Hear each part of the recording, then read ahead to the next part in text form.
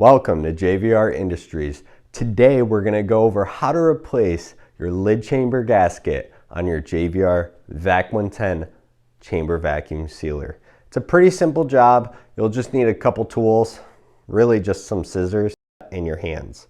So it's a pretty simple job. I would say set aside 10-20 minutes on the first time doing it especially. But after that, once you get a feel for it, it's really not a difficult job to replace the lid chamber gasket. So before we jump in to doing this, I want to quickly remind you guys, check out the VacSeries registration. If you just bought this unit or you've owned this unit for a year or more, or any of the units back here, you can register them on our website. So go check out the JVR VacSeries registration. On there, you'll be able to register and have proof of ownership of the unit, as well as automated emails on when to replace your oil, your filter, seal bar tape, gasket, and so forth. And that should help you keep the unit up to par and take the best care you can of it. So, okay guys, well stay tuned and let's take care of replacing this lid chamber gasket.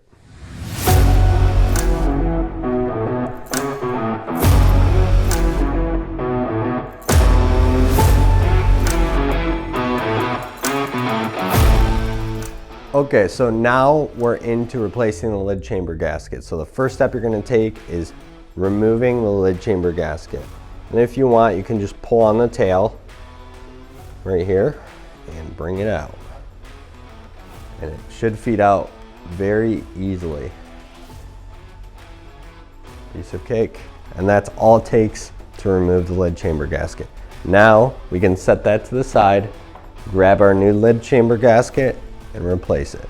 So this is actually pretty simple. It's very similar to how you would replace the JVR Vac110's lid chamber gasket. So if you've seen the video, very, very similar. Obviously the lid chamber gasket's in a different location, but the concept's still the same. So the tail's got to be facing outward, and then there's this base on this chamber gasket. So make sure that this sits inside the channel, and then make sure that this tail right here sits outside the channel.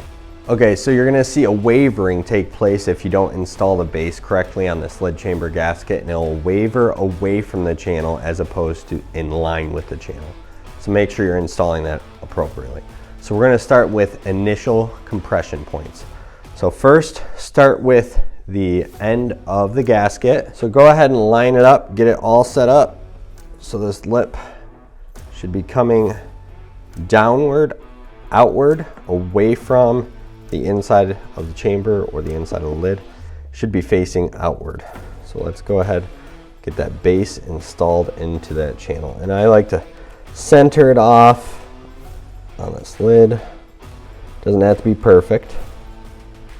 And just feed it in there. Let's get a little press. May use the opposing side of the lid to compress that first compression point. Okay, now we're on to the second compression point. Now when you're installing this, make sure you're not yanking or stretching this. You're gonna pull it just taut enough so that when you finish off the compression points, there's not extra or excess lid chamber gasket around the channel. So taut, make sure you don't stretch it because it will thin it out. And then go ahead and compress in the corner. Now feed it up to the next corner. And like I said before, make it taut, but don't stretch the gasket. So make it taut, bring it all the way up to the corner, and feed it in nice and flat. So the base of that gasket is hitting the base of that channel. Okay, next corner. Making sure it's not getting twisted. Not stretching this, just making it nice and taut. Okay, feed it in there. And now the last two compression points, the bottom corner and the center. At that point, once we get to the bottom corners, after that we'll have to cut this to size. So let's go ahead and get this in here, just make sure it's not getting stretched. Okay, and now we're ready to cut. So let's go ahead and grab our scissors.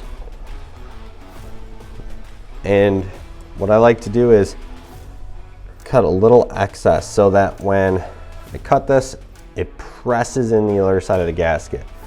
Some of these gaskets are glued together. Don't be concerned if yours are not glued together when reinstalled. It's not essential. As long as you cut a little excess on the gasket, that excess will press into the other side or the other end of the gasket, causing a full seal. So just make sure that you're cutting a little excess. Remember, you're pulling this taut too when you go to install it. So got my excess removed. That's basically the one tool you need for this job. Now that we've finished off those initial compression points, one in each corner and one on each end, now we can move into the secondary compression points, which will be one on each middle of each side. So let's start with the top. Make sure the base of the gasket's pressed to the base of the channel. Middle point there. And finally the middle point on this side as well. So now that you've finished the secondary compression points, we're going to move on to the next set of compression points, which will be in between the corner compression point and the center compression point. We will put another compression point in the middle of those two compression points. And then the same thing all the way around the lid. So middle compression point, corner compression point.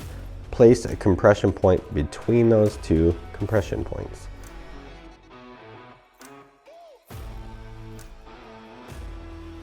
Okay, so now that we're done with the third step of compression points, we're on to the fourth and final steps of compressing this gasket completely into the lid of the Vac110.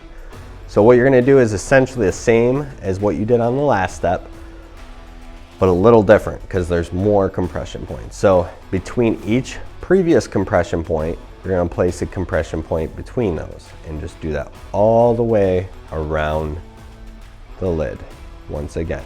Now once that's complete, you'll move on to the final step, which will be just compress everything in all the way around the lid. Okay, now that we're done with the final step of installation, we're into the next step of inspecting our install. So what we're going to do is go around the perimeter of the lid, check for wavering sections, because you'll be able to see the lip, the tail end of that gasket wavering a little bit. So if there's a massive waver, that will cause an issue with how it seals.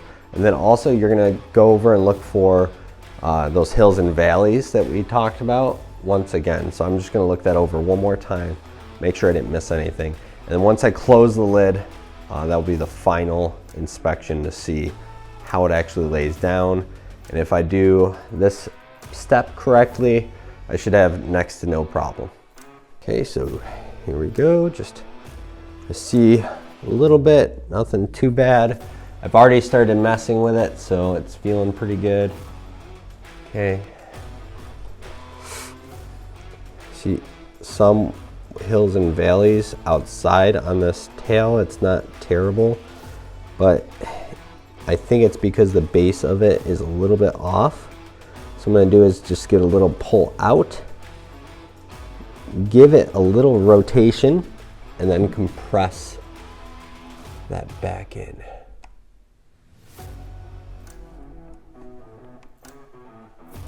And sometimes you can just roll it with your thumbs, and that's a good methodology as well. So here you can see there's some waves. Those are those hills and valleys we're talking about. So let's go through those, and you can see how some are just tipped. It's almost like the tail is tipped towards one way, and this tail is like more level. So like this could be a trouble area. This could be a little bit of a trouble area. It's not terrible, but this one's definitely sticking out to me. So I'm gonna look more into that, adjust it, and just go around the whole perimeter like that, reviewing those sections. So So after getting an up close look on the gasket, I am all set to set a 99-second cycle on my unit by hitting settings, increasing or decreasing, then hitting settings repeatedly to exit out of that. And now I can go ahead and just run a cycle on the unit. My 99-second cycle is in there so that the lid doesn't pop and hit me in the face during the cycle. I'm going to go ahead and drop this down. As this is dropped down, I'm going to look around the perimeter and check out that gasket. I'm going to look for wavering sections, especially ones that are really protruding out, because that's going to cause potential issues with the seal and the vacuum draw as well. So let's go ahead and review that. There's a slight waver there, and now towards the back of the chamber, that's a decent waver right there.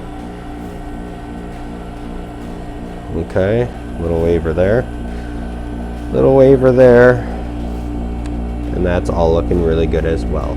So we're just going to review those couple spots that wavered out and adjust, and then we should be all set to go. Okay, so if I want to, I can just simply hit this stop button to exit out of the cycle early. I had plenty of time with that 99-second cycle to review where I needed to adjust. So I'm going to quickly go through this, get this all set, run another cycle, look over those wavering sections, and now that after that I should have next to a perfect seal on my lid chamber gasket. And now you know how to replace your lid chamber gasket on your JVR Vac110. Thanks again for watching JVR Industries. I hope you found this video extremely informative on how to replace your JVR Vac110's lid chamber gasket. If you have any further questions, please leave them in the comments below, as well as ask us any other questions that you might have regarding your JVR Vac110 or any of the JVR VacSeries.